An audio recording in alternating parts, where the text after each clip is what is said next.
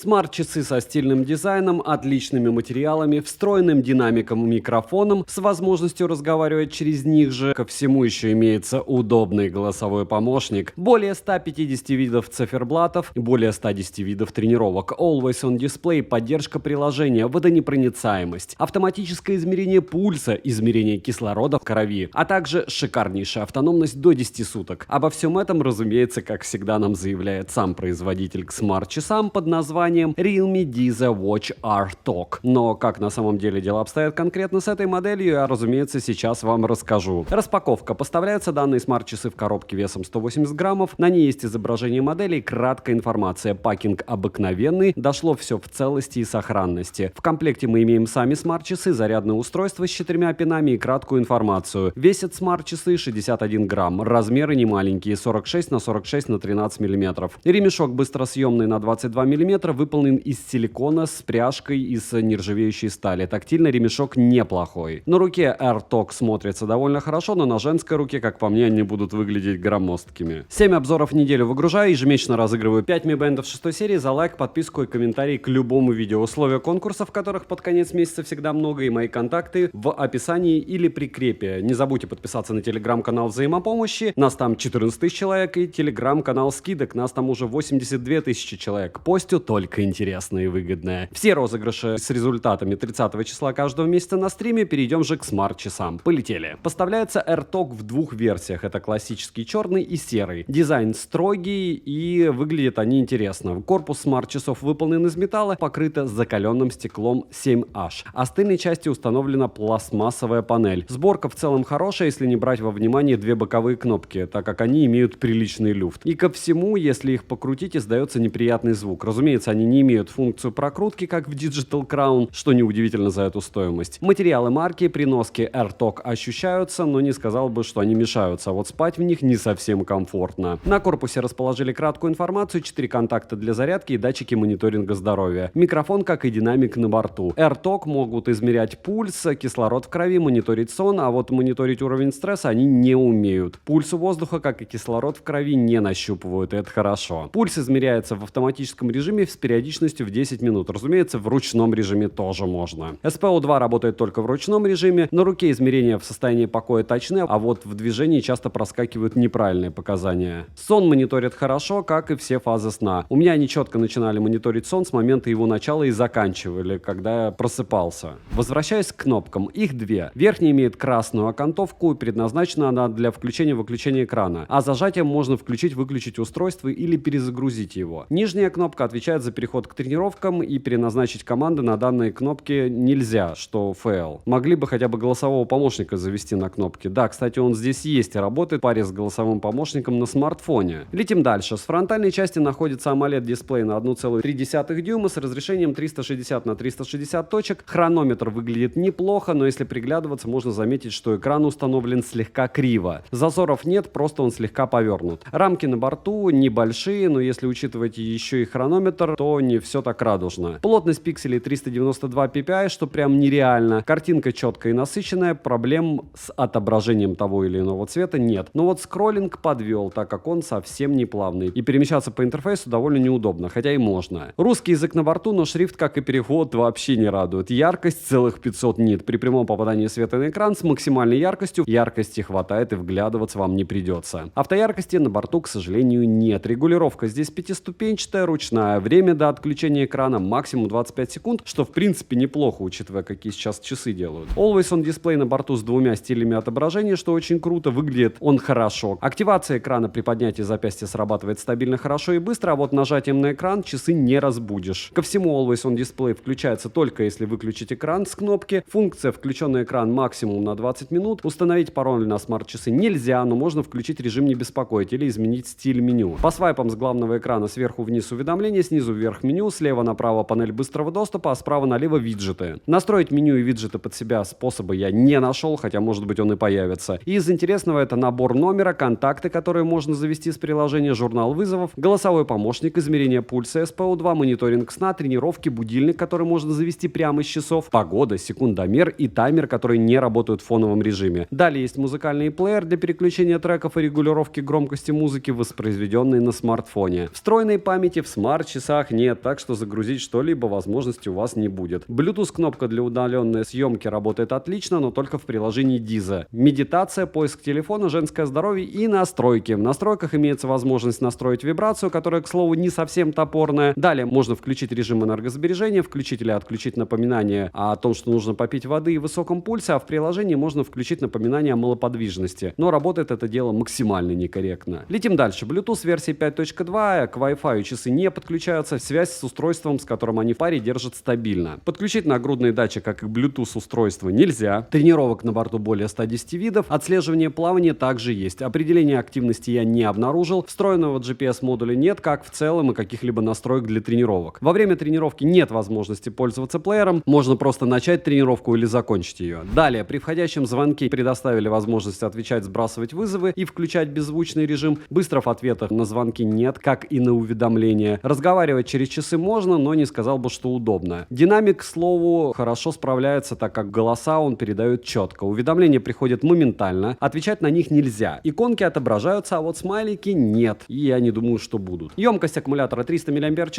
полный цикл зарядки занимает 2 часа. В активном сценарии использования на 100% яркости они проживут не более 5 суток, по моим тестам, что, к слову, неплохой результат. Водонепроницаемость у смарт-часов есть, но класс не указан. Разумеется, я их окунул в воду, по итогу с ними ничего не произошло, функционал остался рабочим и внешние смарт-часы не пострадали. Сам производитель заявляет о том, что в них можно купаться и плавать, но вот соленую воду я бы в них не полез. Летим дальше. Приложение Deezer. В приложении есть магазин с циферблатами, которых достаточно. Ко всему выбрать есть из чего, и установить любую фотографию на заставку можно, что хорошо. Далее есть стандартные настройки и обновление прошивки. Мне обновления еще не прилетали, что странно, но прошивка стоит по мне свежая и новая. Минусы: нет NFC, нельзя отвечать заготовками на звонки и уведомления, не отображаются смайлики, мало различных полезных функций, как в целом, так и для тренировок. Большие рамки с хронометром, ко всему экран установлен неровно, лично по мне. Нет GPS-а. Ну, вообще минусов за глаза, но плюс здесь один огромный. Цену можете посмотреть по ссылке в описании к видео, и она является конкретным как раз плюсом. Не забудьте подписаться на телеграм-канал взаимопомощи, телеграм-канал скидок, не забудьте подписаться на YouTube-канал и написать в комментах, что вы еще хотели увидеть на обзор. Всем, кто оставит любой комментарий больше 5 слов, огромнейшее спасибо, вы помогаете проекту, только вы и никто другой. Резюмирую, умные часы Realme Deezer Watch AirTalk имеют достаточно минусов, но также есть и плюсы, достаточно весомые. И тут нужно отталкиваться от своих личных предпочтений. И данная модель довольно спорная. Повторяюсь, не забываем подписаться на YouTube-канал, девайсу однозначное да. Доброй удачи вам, дорогие друзья.